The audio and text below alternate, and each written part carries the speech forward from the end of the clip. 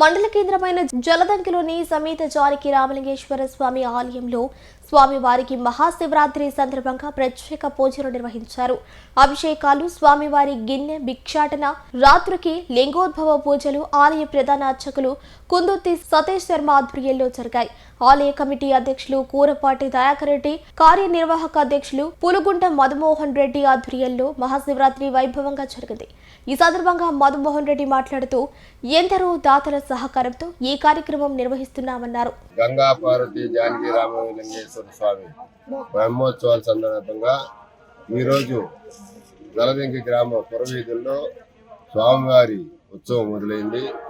ఈ రోజు నుంచి ఈ ఉత్సవాలు 3 రోజులు జరుగుతాయి. ఈరోజు సాయంత్రం భరతనాట్యాలు, అలాగే రేపు 16వ తారీఖున రాత్రికి పాట కచేరీ, ఎల్లుండి 17వ తారీఖు సాయంత్రం నెల్లూరు మందిరెడ్డి గారి టీంతో డ్యాన్స్ బేబీ డ్యాన్స్ ప్రోగ్రాం ఉంది.